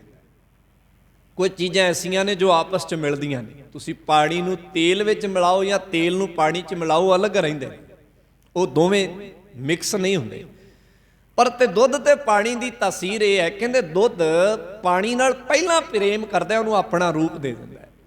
ਫਿਰ ਅੱਗਿਓਂ ਪਾਣੀ ਵੀ ਦੁੱਧ ਨਾਲ ਪਿਆਰ ਕਰਦਾ ਹੈ। ਜਦੋਂ ਦੁੱਧ ਨੂੰ ਕਿਤੇ ਆਂਚ ਤੇ ਚੜਾਇਆ ਜਾਂਦਾ ਹੈ, ਸੇਕ ਤੇ ਚੜਾਇਆ ਜਾਂਦਾ ਹੈ, ਤੇ ਪਹਿਲਾਂ ਪਾਣੀ ਸੜਦਾ ਹੈ, ਫਿਰ ਕਿਤੇ ਦੁੱਧ ਸੜਦਾ ਹੈ। ਸਤਿਗੁਰ ਨੇ ਇਸ ਨੂੰ ਪ੍ਰੇਮ ਦੇ ਪ੍ਰਥਾਏ ਵਰਤਿਆ। ਕਹਿੰਦੇ ਇਹ ਹੈ ਪਿਆਰ ਦੋ ਪਾਸੜੀ, ਇੱਕ ਪਾਸੜੀ ਨਹੀਂ, ਦੋ ਪਾਸੜੀ ਹੈ। ਜੇ ਦੁੱਧ ਨੇ ਪਿਆਰ ਵਿਖਾਇਆ ਤੇ ਪਾਣੀ ਨੇ ਵੀ ਪਿਆਰ ਵਿਖਾਇਆ। ਜਿਸ ਪ੍ਰੇਮ ਦਾ ਜ਼ਿਕਰ ਗੁਰੂ ਸਾਹਿਬ ਬਾਣੀ 'ਚ ਕਰਦੇ ਨੇ ਕਿ ਸਿੱਖ ਦਾ ਤੇ ਗੁਰੂ ਦਾ ਪ੍ਰੇਮ, ਉਹ ਇੱਕ ਪਾਸੜ ਨਹੀਂ, ਉਹ ਦੋ ਪਾਸੜ ਹੈ। ਜੇ ਗੁਰੂ ਸਿੱਖ ਨੂੰ ਆਪਣਾ ਰੂਪ ਬਖਸ਼ਦਾ ਹੈ, ਜਿਹੜਾ ਅਸੀਂ ਪੜ੍ਹਦੇ ਆ ਨਾ, ਉਹ ਸਾਹਿਬ ਮੈਂ ਉਸਕਾ ਚਿਹਰਾ, ਜਾਂ ਗੁਰੂ ਕਹਿੰਦੇ ਨੇ ਖਾਲਸਾ ਮੇਰੋ ਰੂਪ ਹੈ ਖਾਸ। ਜੇ ਗੁਰੂ ਨੇ ਸਾਨੂੰ ਆਪਣਾ ਰੂਪ ਬਖਸ਼ਿਆ ਹੈ ਤੇ ਬਾਦਾਂ 'ਚ ਸਿੱਖ ਨੇ ਵੀ ਕੋਈ ਕਸਰ ਨਹੀਂ ਛੱਡੀ, ਉਸ ਨੇ ਵੀ ਪ੍ਰੇਮ ਨੂੰ ਜ਼ਾਹਰ ਕਰਨ ਦੇ ਲਈ ਆਪਣੇ ਸਰੀਰ ਦਾ ਆਖਰੀ ਕਿਣਕਾ ਤੱਕ ਗੁਰੂ ਦੇ ਲਈ ਕੁਰਬਾਨ ਕੀਤਾ। ਇਹ ਦੋਵੇਂ ਬਰਾਬਰ ਨੇ। ਤਾਂ ਗੁਰਦੇਵ ਨੇ ਉਦਾਹਰਣ ਦਿੱਤੀ ਪ੍ਰੇਮ ਦੀ ਵਿਆਖਿਆ ਕਰਦਿਆਂ, ਏ ਮਨ ਐਸੀ ਹਰਿ ਸਿਉ ਪ੍ਰੀਤ ਕਰ, ਜੈਸੀ ਜਲ ਦੁੱਧ ਹੋਏ ਆਵਟਣ ਆਪੇ ਖਵੈ। ਆਵਟਣ ਕਹਿੰਦੇ ਨੇ ਜਿਹੜਾ ਦੁੱਧ ਵਿੱਚ ਪਾਣੀ ਪਾਇਆ ਗਿਆ, ਉਹਨੂੰ ਆਵਟਣ ਕਹਿੰਦੇ ਨੇ। ਆਵਟਣ ਆਪੇ ਖਵੈ, ਦੁੱਧ ਕੋ ਖਪਣ ਨਾ ਦੇ। ਉਹ ਆਪ ਸੜ ਜਾਂਦਾ ਹੈ ਪਰ ਦੁੱਧ ਨੂੰ ਸੜਨ ਨਹੀਂ ਦਿੰਦਾ। ਸੋ ਗੁਰਦੇਵ ਐਸੇ ਪ੍ਰੇਮ ਦਾ ਜ਼ਿਕਰ ਇੱਥੇ ਕਰਦੇ, ਕਹਿੰਦੇ ਅੰਮ੍ਰਿਤ ਨੇ ਮੇਰੇ ਅੰਦਰ ਪ੍ਰੇਮ ਪੈਦਾ ਕੀਤਾ, ਮਨ ਤਨ ਅੰਮ੍ਰਿਤ ਪਿੰਨਾ, ਅੰਤਰ ਪ੍ਰੇਮ ਰਤਨਾ, ਅੰਤਰ ਰਤਨ ਪਦਾਰਥ ਮੇਰਾ। ਮੇਰੇ ਅੰਦਰ ਇੱਕ ਕੀਮਤੀ ਪਦਾਰਥ ਪੈਦਾ ਹੋਇਆ। ਕਿਹੜਾ? ਪ੍ਰੇਮ ਦਾ ਪਦਾਰਥ ਮੇਰੇ ਅੰਦਰ ਪੈਦਾ ਹੋਇਆ। ਰਤਨ ਦਾ ਮਤਲਬ ਹੈ ਕੀਮਤੀ ਚੀਜ਼। ਰਤਨ ਵੈਸੇ ਇੱਕ ਪੱਥਰ ਦਾ ਟੁਕੜਾ ਹੁੰਦਾ ਹੈ, ਜਿਸ ਨੂੰ ਬਾਣੀ 'ਚ ਉਦਾਹਰਣ ਦੇ ਤੌਰ ਤੇ ਵਰਤਿਆ। ਅਸੀਂ ਜਪਜੀ ਸਾਹਿਬ 'ਚ ਵੀ ਪੜ੍ਹਦੇ ਆ, ਮਤ ਵਿੱਚ ਰਤਨ ਜਵਾਹਰ ਮਾਣਕ। ਇਹ ਪੱਥਰ ਦੇ ਟੁਕੜੇ ਹਨ। ਰਤਨ ਵੀ ਪੱਥਰ ਦੇ ਟੁਕੜੇ ਨੂੰ ਕਹਿੰਦੇ ਨੇ, ਜਵਾਹਰ ਵੀ ਪੱਥਰ ਦੇ ਟੁਕੜੇ ਨੂੰ ਕਹਿੰਦੇ ਨੇ, ਮਾਣਕ ਵੀ ਪੱਥਰ ਦੇ ਟੁਕੜੇ ਨੂੰ ਕਹਿੰਦੇ ਨੇ, ਤੇ ਹੀਰਾ ਵੀ ਪੱਥਰ ਦੇ ਟੁਕੜੇ ਨੂੰ ਕਹਿੰਦੇ ਨੇ। ਹੀਰਾ ਉਸ ਪੱਥਰ ਦੇ ਟੁਕੜੇ ਦਾ ਅਵਲ ਉਹ ਰੂਪ ਹੈ ਜਿਹਦੇ ਤੁੱਲ ਹੋਰ ਕੋਈ ਪੱਥਰ ਦਾ ਟੁਕੜਾ ਨਹੀਂ ਹੈ। ਇਹ ਸਾਰੇ ਪੱਥਰ ਦੇ ਟੁਕੜੇ ਨੇ ਜਿਹੜੇ ਕੀਮਤ ਵੱਤ ਅਲੱਗ-ਅਲੱਗ ਬਿਆਨੇ ਜਾਂਦੇ ਹਨ। ਰਤਨ, ਜਵਾਹਰ, ਮਾਣਕ ਤੇ ਹੀਰਾ, ਇਹਨਾਂ ਚਾਰਾਂ ਚੀਜ਼ਾਂ ਦਾ ਜ਼ਿਕਰ ਬਾਣੀ 'ਚ ਵਾਰ-ਵਾਰ ਆਏਗਾ। ਜਿਵੇਂ ਆਨੰਦ ਸਾਹਿਬ ਦੀ ਬਾਣੀ ਤੁਸੀਂ ਪੜ੍ਹੋ, ਉਹਦੇ 'ਚ ਜ਼ਿਕਰ ਆਏਗਾ, ਗੁਰ ਕਾ ਸ਼ਬਦ ਰਤਨ ਹੈ, ਹੀਰੇ ਜਿਤ ਜੜਾਓ। ਗੁਰੂ ਦਾ ਸ਼ਬਦ ਰਤਨਵਤ ਹੈ, ਭਾਵ ਇੱਕ ਪੱਥਰ ਹੈ, ਤੇ ਉਹ ਪੱਥਰ ਕਿਹਦੇ ਤੇ ਜੜਿਆ ਹੋਇਆ ਹੈ? ਇੱਕ ਦੂਜੇ ਪੱਥਰ ਤੇ ਜਿਹੜਾ ਹੀਰਾ ਹੈ, ਕੀਮਤੀ ਹੈ, ਜਿਹੜਾ ਅਮੁੱਲ ਹੈ। ਸੋ ਇੱਥੇ ਜ਼ਿਕਰ ਆਇਆ, ਕਹਿਣ ਲੱਗੇ ਅੰਤਰ ਰਤਨ ਪਦਾਰਥ, ਮੇਰੇ ਅੰਦਰ ਇੱਕ ਕੀਮਤੀ ਪਦਾਰਥ ਪੈਦਾ ਹੋਇਆ। ਉਹ ਕੀ ਹੈ? ਉਹ ਪ੍ਰੇਮ ਰੂਪੀ ਪਦਾਰਥ ਮੇਰੇ ਅੰਦਰ ਪੈਦਾ ਹੋਇਆ। ਮੇਰਾ ਪਰਮ ਤਤ ਵਿਚਾਰੋ, ਤੇ ਮੈਨੂੰ ਇਹ ਇੱਕ ਅਲੱਗ ਜਾਚ ਆਈ ਹੈ ਕਿ ਹੁਣ ਮੈਂ ਪਰਮ ਤਤ ਦੀ ਵਿਚਾਰ ਕਰਨ ਵਾਲਾ ਬਣ ਗਿਆ। ਭਾਵ ਮੈਨੂੰ ਵਿਵੇਕ ਬੁੱਧ ਪੈਦਾ ਹੋਈ ਹੈ। ਪਰਮ ਤਤ ਵਿਚਾਰੋ ਦਾ ਭਾਵ ਹੈ ਮੇਰੇ ਅੰਦਰ ਸਤਿਗੁਰ ਨੇ ਪ੍ਰੇਮ ਦੀ ਬਦੌਲਤ, ਪਿਆਰ ਦੀ ਬਦੌਲਤ ਮੈਨੂੰ ਉਹ ਮਤ ਬਖਸ਼ੀ ਹੈ, ਜਿਸ ਮਤ ਨੂੰ ਗੁਰਦੇਵ ਨੇ ਆਖਿਆ ਵਿਵੇਕ ਬੁੱਧ। ਦੇਖੋ ਇਹ ਸਟੈਪ ਨੇ। ਅੰਮ੍ਰਿਤ ਨੇ ਪ੍ਰੇਮ ਪੈਦਾ ਕੀਤਾ, ਪ੍ਰੇਮ ਨੇ ਮੇਰੇ ਅੰਦਰ ਕੀ ਪੈਦਾ ਕੀਤਾ ਹੈ? ਵਿਵੇਕ ਬੁੱਧ ਪੈਦਾ ਕੀਤੀ। ਅੱਜ ਖੇਡ ਉਲਟੀ ਹੈ, ਅੱਜ ਖੇਡ ਪੁੱਠੀ ਹੈ। ਆਪਾਂ ਕਹਿੰਦੇ ਆ ਪਹਿਲਾਂ ਵਿਵੇਕ ਆਏਗਾ, ਫਿਰ ਅੰਮ੍ਰਿਤ ਆਏਗਾ, ਫਿਰ ਪ੍ਰੇਮ ਆਏਗਾ। ਇਹ ਅਸੀਂ ਇਸ ਸਟੈਪ ਤੇ ਚੱਲ ਰਹੇ। ਗੁਰਦੇਵ ਨੇ ਇਸ ਨੂੰ ਪੁੱਠਾ ਬਾਣੀ ਵਿੱਚ ਲਿਖਿਆ, ਕਹਿਣ ਲੱਗੇ ਪਹਿਲਾਂ ਤੈਨੂੰ ਗੁਰੂ ਕੋ ਅੰਮ੍ਰਿਤ ਲੈਣਾ ਪਏਗਾ, ਉਹ ਅੰਮ੍ਰਿਤ ਤੇਰੇ ਅੰਦਰ ਪ੍ਰੇਮ ਪੈਦਾ ਕਰੇਗਾ, ਪ੍ਰੇਮ ਤੇਰੇ ਅੰਦਰ ਵਿਵੇਕ ਬੁੱਧ ਪੈਦਾ ਕਰੇਗਾ, ਤੇ ਜੋ ਉਹ ਵਿਵੇਕ ਬੁੱਧ ਹੋਏਗੀ ਉਸ ਨੂੰ ਸਤਿਗੁਰ ਨੇ ਪਾਵਨ ਬਾਣੀ ਦੇ ਵਿੱਚ ਇੱਕ ਜਗ੍ਹਾ ਲਿਖਿਆ, ਉਹਨੂੰ ਧਿਆਨ ਨਾਲ ਪੜਿਓ। ਪਾਠ ਪੜਿਓ ਅਰ ਵੇਦ ਵਿਚਾਰਿਓ, ਨਿਵਲ ਭਯੰਗਮ ਸਾਧੇ, ਪੰਚ ਜਨਾਸੋ ਸੰਗ ਨਾ ਛੁਟਕਿਓ, ਅਦਕ ਅਹੰਗ ਬੁੱਧ ਬਾਧੇ, ਪਿਆਰੇ ਇਨ ਬਿਦ ਮਿਲਨ ਨਾ ਜਾਈ। ਇਨ ਬਿਦ ਮਿਲਨ, ਆ ਜਿਹੜੇ ਤਰੀਕਿਆਂ ਨਾਲ ਮਿਲਾਪ ਨਹੀਂ। ਕਿਹੜਿਆਂ ਨਾਲ? ਪਾਠ ਪੜਿਓ, ਮੈਂ ਪਾਠ ਵੀ ਪੜਿਆ, ਵੇਦ ਵਿਚਾਰਿਓ, ਮੈਂ ਵਿਚਾਰ ਵੀ ਕੀਤੀ ਹੈ। ਨਿਵਲ ਭਯੰਗਮ ਸਾਧੇ, ਨਿਵਲ ਭਯੰਗਮ ਦਾ ਮਤਲਬ ਹੈ ਮੈਂ ਆਪਣੇ ਸਰੀਰ ਨੂੰ ਪੁੱਠਾ ਵੀ ਲਟਕਾਇਆ, ਭਾਵ ਸਰੀਰ ਨਾਲ ਬੜਾ ਕਠਿਨ ਕੰਮ ਵੀ ਕੀਤਾ ਹੈ। ਨਿਵਲ ਭਯੰਗਮ ਦਾ ਮਤਲਬ ਹੈ ਜੋਗੀਆਂ ਦਾ ਇੱਕ ਆਸਣ, ਜਿਹੜਾ ਕਰਨਾ ਬੜਾ ਕਠਿਨ ਸੀਗਾ, ਆਮ ਬੰਦਾ ਨਹੀਂ ਸੀ ਕਰ ਸਕਦਾ, ਉਹਦੇ ਲਈ ਖਾਸ ਅਭਿਆਸ ਦੀ ਲੋੜ ਸੀ। ਭਾਵ ਮੈਂ ਉਹ ਵੀ ਕੰਮ ਕੀਤੇ ਨੇ ਜਿਹੜੇ ਆਮ ਬੰਦਾ ਨਹੀਂ ਕਰ ਸਕਦਾ। ਪਰ ਕੀ ਹੋਇਆ? ਪਾਠ ਪੜਿਓ ਅਰ ਵੇਦ ਵਿਚਾਰਿਓ, ਨਿਵਲ ਭਯੰਗਮ ਸਾਧੇ, ਪੰਚ ਜਨਾਸਿਓ ਸੰਗ ਨਾ ਛੁਟਕਿਓ। ਪਰ ਫੇਰ ਪੰਜ ਵਿਕਾਰ ਮੇਰੇ ਕਾਬੂ 'ਚ ਨਹੀਂ ਹਨ। ਮੈਂ ਉਹਨਾਂ ਦੇ ਕਾਬੂ 'ਚ ਹਾਂ, ਉਹ ਮੇਰੇ ਕਾਬੂ 'ਚ ਨਹੀਂ। ਇਸੇ ਕਰਕੇ ਗੁਰਦੇਵ ਕਹਿੰਦੇ ਇਨ ਬਿਦ ਮਿਲਨ ਨਾ ਜਾਈ, ਹਾਰ ਪਰਿਓ ਸੁਆਮੀ ਕੈ ਦਵਾਰੈ, ਦੀਜੈ ਬੁੱਧ ਵਿਵੇਕਾ। ਗੁਰਦੇਵ ਨੇ ਬਾਣੀ ਵਿੱਚ ਬਹੁਤ ਸਾਰੇ ਸ਼ਬਦਾਂ 'ਚ ਵਿਵੇਕ ਬੁੱਧ ਦੀ ਮੰਗ ਕੀਤੀ ਹੈ। ਜਿਹੜਾ ਅਸੀਂ ਪੜ੍ਹਦੇ ਹਾਂ ਨਾ, ਸਿੱਖਾਂ ਦਾ ਮਨ ਨੀਵਾਂ ਮਤ ਉੱਚੀ, ਮਤ ਉੱਚੀ ਦਾ ਭਾਵ ਇੱਥੇ ਵਿਵੇਕ ਬੁੱਧੀ, ਇੱਕ ਖਾਸ ਬੁੱਧ ਦਾ ਜ਼ਿਕਰ ਹੈ ਬਾਣੀ ਦੇ ਵਿੱਚ। ਬਾਣੀ ਵਿੱਚ ਇੱਕ ਖਾਸ ਬੁੱਧ ਦਾ ਜ਼ਿਕਰ ਹੈ। ਸੋ ਗੁਰਦੇਵ ਕਹਿੰਦੇ ਨੇ ਮੈਨੂੰ ਪ੍ਰੇਮ ਦਾ ਸਦਕਾ ਵਿਵੇਕ ਬੁੱਧ ਮਿਲੀ ਹੈ। ਤੇ ਵਿਵੇਕ ਬੁੱਧ ਦੀਆਂ ਨਿਸ਼ਾਨੀਆਂ ਕੀ, ਜੋ ਬਾਣੀ ਨੂੰ ਪੜ੍ਹਦੇ ਆ ਮੈਨੂੰ ਸਮਝ ਆਈਆਂ, ਮੈਂ ਤੁਹਾਡੇ ਸਾਹਮਣੇ ਰੱਖਣ ਲੱਗਾ। ਜਦੋਂ ਅਸੀਂ ਇਤਿਹਾਸ ਨੂੰ ਤੇ ਬਾਣੀ ਨੂੰ ਪੜ੍ਹਾਂਗੇ, ਉਹਦੇ 'ਚੋਂ ਜੋ ਸਾਡੇ ਸਿੱਖ ਵਿਵੇਕੀ ਹੋਏ ਨੇ, ਜਿਨ੍ਹਾਂ ਨੇ ਗੁਰੂ ਦੀ ਵਿਵੇਕ ਬੁੱਧ ਨੂੰ ਧਾਰਨ ਕਰ ਲਿਆ, ਉਹਨਾਂ ਦੀਆਂ ਨਿਸ਼ਾਨੀਆਂ ਕੁਝ ਖਾਸ ਨਿਸ਼ਾਨੀਆਂ ਸਨ, ਜਿਨ੍ਹਾਂ ਦਾ ਜ਼ਿਕਰ ਬਾਣੀ ਵਿੱਚ ਵੀ ਹੈ ਤੇ ਜਿਨ੍ਹਾਂ ਦਾ ਜ਼ਿਕਰ ਸਾਡੇ ਇਤਿਹਾਸ ਵਿੱਚ ਵੀ ਹੈ। ਜਦੋਂ ਉਹਨਾਂ ਦਾ ਜੀਵਨ ਪੜ੍ਹੋਗੇ ਤੇ ਉਹਨਾਂ ਦੇ ਜੀਵਨ ਵਿੱਚੋਂ ਤੁਹਾਨੂੰ ਵਿਵੇਕ ਬੁੱਧ ਆਮ ਨਜ਼ਰ ਆਏਗੀ। ਵਿਵੇਕ ਬੁੱਧ ਦੀ ਸਭ ਤੋਂ ਪਹਿਲੀ ਖਾਸੀਅਤ ਜਿਹੜੀ ਗੁਰੂ ਨੇ ਦੱਸੀ ਉਹ ਹੈ ਕਿ ਉਹਦੇ ਮਨ ਵਿੱਚ ਗੁਰੂ ਦੇ ਪ੍ਰਥਾਏ ਕਿਸੇ ਤਰ੍ਹਾਂ ਦਾ ਕੋਈ ਸ਼ੰਕਾ ਨਹੀਂ ਰਹਿੰਦਾ। ਇੱਕ ਆਮ ਬੰਦਾ ਹੈ ਨਾ, ਉਹਦੇ ਮਨ 'ਚ ਹੋ ਸਕਦਾ ਹੈ ਕਈ ਤਰ੍ਹਾਂ ਦੇ ਸ਼ੰਕੇ ਗੁਰੂ ਦੇ ਪ੍ਰਥਾਏ ਹੋਣ। ਇਤਿਹਾਸ 'ਚ ਬਹੁਤ ਸਾਰੀਆਂ ਸਾਖੀਆਂ ਇਸ ਤਰ੍ਹਾਂ ਦੀਆਂ ਹਨ, ਜਦੋਂ ਤੁਸੀਂ ਉਹਨਾਂ ਨੂੰ ਪੜ੍ਹੋਗੇ ਨਾ, ਉਹ ਸਿੱਖ ਗੁਰੂ ਦੇ ਕੋਲ ਲੰਮਾ ਸਮਾਂ ਰਹੇ ਪਰ ਵਿਵੇਕ ਬੁੱਧ ਨਾ ਧਾਰਨ ਕਰਕੇ ਉਹ ਕਈ ਥਾਵਾਂ ਤੇ ਗੁਰੂ ਤੇ ਸ਼ੰਕਾ ਵੀ ਕਰਦੇ ਰਹੇ, ਸ਼ੱਕ ਵੀ ਕਰਦੇ ਰਹੇ। ਪਰ ਕੁਝ ਐਸੇ ਸਨ ਜਿਨ੍ਹਾਂ ਨੇ ਗੁਰੂ ਤੇ ਸ਼ੱਕ ਨੂੰ ਬਿਲਕੁਲ ਮਿਟਾ ਦਿੱਤਾ। ਉਹਦੀ ਸਭ ਤੋਂ ਪਹਿਲੀ ਮਿਸਾਲ ਸੀਗੀ ਭਾਈ ਲਹਿਣਾ। ਮੈਂ ਕਈ ਵਾਰੀ ਉਹ ਸਾਖੀ ਤੁਹਾਡੇ ਨਾਲ ਸਾਂਝੀ ਕੀਤੀ ਹੈ, ਅੱਜ ਫਿਰ ਮੈਂ ਉਦਾਹਰਨਵਤ ਸਾਂਝੀ ਕਰ ਰਿਹਾ ਕਿ ਗੁਰੂ ਨਾਨਕ ਸਾਹਿਬ ਕਹਿ ਰਹੇ ਨੇ ਕਿੱਕਰ ਨੂੰ ਝਾੜੋ ਜਲੇਬੀਆਂ ਡਿੱਗਣਗੀਆਂ। ਜਿਸ ਨੇ ਵਿਵੇਕ ਬੁੱਧ ਨੂੰ ਨਹੀਂ ਧਾਰਨ ਕਰ ਰਿਹਾ, ਗੁਰੂ ਤੇ ਸ਼ੱਕ ਕਰ ਰਿਹਾ ਹੈ ਕਿ ਇਹ ਤੇ ਬੁੱਢਾ ਹੋ ਗਿਆ, ਇਹਨੂੰ ਇਹ ਨਹੀਂ ਪਤਾ ਕਿ ਕਿੱਕਰ ਤੋਂ ਕੰਡੇ ਡਿੱਗਦੇ ਨੇ, ਜਲੇਬੀਆਂ ਨਹੀਂ ਡਿੱਗਦੀਆਂ।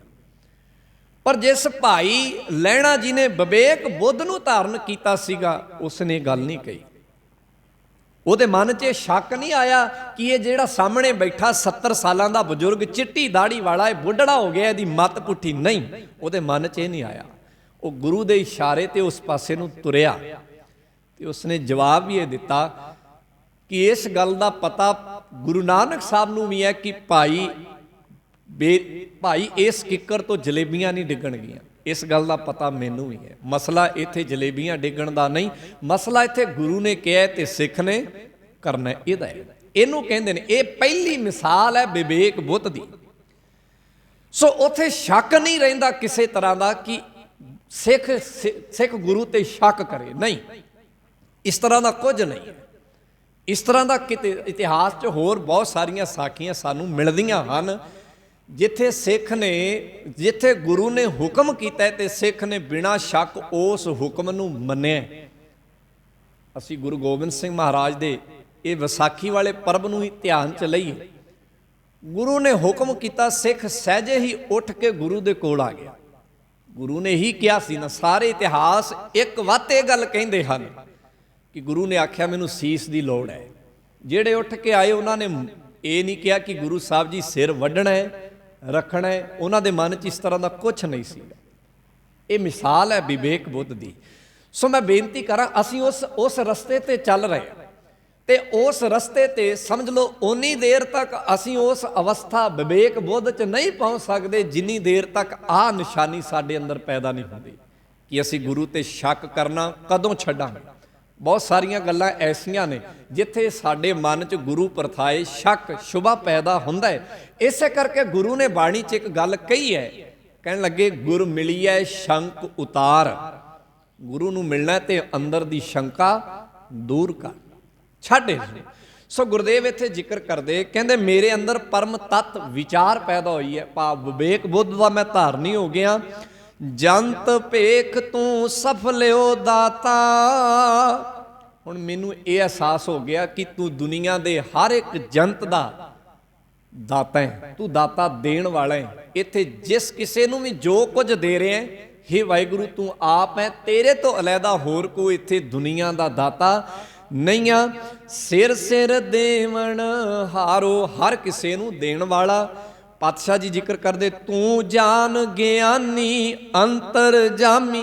ਹੇ ਵਾਹਿਗੁਰੂ, ਤੂੰ ਆਪ ਗਿਆਨਵਤ ਗਿਆਨੀ ਹੈ, ਅੰਤਰਜਾਮੀ ਹੈ, ਤੂੰ ਮੇਰੇ ਅੰਦਰ ਦੀ ਜਾਣਨ ਵਾਲਾ ਹੈ। ਤੂੰ ਅੰਤਰਜਾਮੀ ਆਪੇ ਕਾਰਨ ਕੀਨਾ। ਇੱਥੇ ਜੋ ਵੀ ਹੋ ਰਿਹਾ ਹੈ, ਜੋ ਵੀ ਘਟਨਾ ਘਟ ਰਹੀ ਹੈ, ਉਹਦੇ ਘਟਨਾ ਦੇ ਪਿੱਛੇ ਜੋ ਕਾਰਨ ਹੈ, ਉਹ ਕਾਰਨ ਨੂੰ ਪੈਦਾ ਕਰਨ ਵਾਲਾ ਹੇ ਵਾਹਿਗੁਰੂ ਤੂੰ ਆਪ ਹੈ। ਜਿਹਨੂੰ ਬਾਣੀ ਚ ਆਖਿਆ ਹੈ, ਕਰਨ ਕਰਾਵਣ ਆਪੇ ਆਪ ਮਾਣ ਕੈ ਕਿਛ ਨਾਹੀ ਹਾਥ।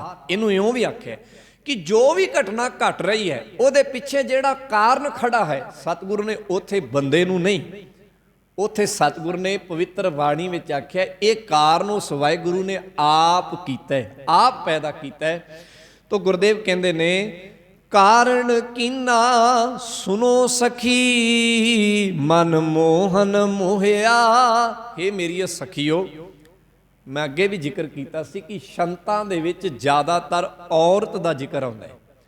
ਔਰਤ ਦੇ ਕਦੀ ਪਤੀ ਰੂਪ ਦਾ ਜ਼ਿਕਰ ਆ ਜਾਂਦਾ ਹੈ, ਪਤੀ ਪਤਨੀ ਦਾ ਜ਼ਿਕਰ ਆ ਜਾਂਦਾ ਹੈ ਸੰਤਾਂ ਦੇ ਵਿੱਚ, ਕਦੀ ਔਰਤ ਦੀਆਂ ਸਹੇਲੀਆਂ ਦਾ ਜ਼ਿਕਰ ਆ ਜਾਂਦਾ ਹੈ, ਕਦੀ ਔਰਤ ਦੇ ਸ਼ਿੰਗਾਰ ਦਾ ਜ਼ਿਕਰ ਆ ਜਾਂਦਾ ਹੈ, ਕਦੀ ਔਰਤ ਦੇ ਪਕਵਾਨਾਂ ਨੂੰ ਪਾਉਣ ਦਾ ਜ਼ਿਕਰ ਆ ਜਾਂਦਾ। ਸੰਤਾਂ 'ਚ ਬਹੁਤਾ ਜ਼ਿਕਰ ਔਰਤ ਦੇ ਅਲੰਕਾਰ ਦਾ ਹੈ। ਇੱਥੇ ਔਰਤ ਦੇ ਉਸ ਰੂਪ ਦਾ ਜ਼ਿਕਰ ਹੈ ਜਿੱਥੇ ਉਹ ਆਪਣੀਆਂ ਸਖੀਆਂ ਨਾਲ ਬੈਠੀ ਹੈ ਤੇ ਉਹਨਾਂ ਨੂੰ ਕਹਿ ਰਹੀ ਹੈ। ਭਾਵ ਇਹਦਾ ਅਸੀਂ ਇਹ ਲੈਣਾ ਕਿ ਆਪਾਂ ਸਤ ਸੰਗਤ 'ਚ ਬੈਠੇ ਆ ਤੇ ਜਿਹੜੇ ਸਾਡੇ ਆਲੇ ਦੁਆਲੇ ਬੈਠੇ ਨੇ ਉਹ ਸਾਡੀਆਂ ਸਖੀਆਂ ਹਨ। ਅਸੀਂ ਉਹਨਾਂ ਨੂੰ ਕਹਿ ਰਹੇ ਹਾਂ, ਸੁਣੋ ਸਖੀ, ਹੇ ਮੇਰੀ ਉਹ ਸਖੀਓ ਸੁਣੋ। ਆ ਜਿਹੜੀਆਂ ਉੱਪਰ ਗੱਲਾਂ ਕਹੀਆਂ ਨੇ, ਸੁਣੋ। ਮਨ ਮੋਹਨ ਮੋਹਿਆ, ਮੇਰਾ ਮਨ ਵਾਹਿਗੁਰੂ ਨੇ ਮੋਹ ਲਿਆ ਹੈ, ਵਸ 'ਚ ਕਰ ਲਿਆ ਹੈ। ਮਨ ਮੋਹਨ ਮੋਹਿਆ ਤਨ ਮਨ ਅੰਮ੍ਰਿਤ ਪੀਨਾ। ਮੇਰਾ ਤਨ ਵੀ ਤੇ ਮੇਰਾ ਮਨ ਵੀ ਵਾਹਿਗੁਰੂ ਦੇ ਅੰਮ੍ਰਿਤ ਵਿੱਚ ਭਿੱਜ ਗਿਆ। ਭਾਵ ਮੇਰੇ ਅੰਦਰ ਤੇ ਬਾਹਰ ਅੰਮ੍ਰਿਤ ਦਾ ਪਸਾਰਾ ਫੈਲ ਚੁੱਕਾ ਹੈ। ਅੰਮ੍ਰਿਤ ਕੀ ਹੈ?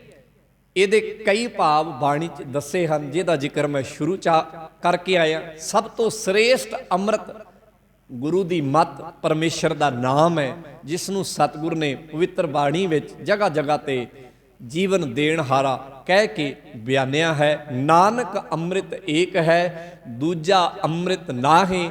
ਨਾਨਕ ਅੰਮ੍ਰਿਤ ਮੰਨੈ ਮਾਹੀ, ਪਾਈਐ ਗੁਰ ਪ੍ਰਸਾਦ। ਤਿਨੀ ਪੀਤਾ ਰੰਗ ਸਿਓ ਜਿਨ ਕੋ ਲਿਖਿਆ ਆਦ। ਅੱਗੇ ਜਾ ਕੇ ਆਪਾਂ ਇਹਦਾ ਹੋਰ ਜ਼ਿਕਰ ਕਰਾਂਗੇ। ਸਤਿਗੁਰੂ ਜੀ ਹੋਈਆਂ ਭੁੱਲਾਂ ਗਲਤੀਆਂ ਦੀ ਖਿਮਾ ਕਰਨ, ਮਿਹਰਮਤ ਕਰਨ ਸਾਡੇ ਤੇ, ਕਿ ਅਸੀਂ ਵਿਵੇਕ ਬੁੱਧ ਵਾਲੇ ਰਸਤੇ ਤੇ ਚੱਲ ਸਕੀਏ। ਵਾਹਿਗੁਰੂ ਜੀ ਕਾ ਖਾਲਸਾ, ਵਾਹਿਗੁਰੂ ਜੀ ਕੀ ਫਤਿਹ। ਰਾਮ ਕਲੀ ਮਹੱਲਾ ਤੀਜਾ। ਆਨੰਦ ਇੱਕ ਓੰਕਾਰ ਸਤਿਗੁਰ ਪ੍ਰਸਾਦ। ਆਨੰਦ ਪਿਆ ਮੇਰੀ ਮਾਈ, ਸਤਿਗੁਰੂ ਮੈਂ ਪਾਇਆ।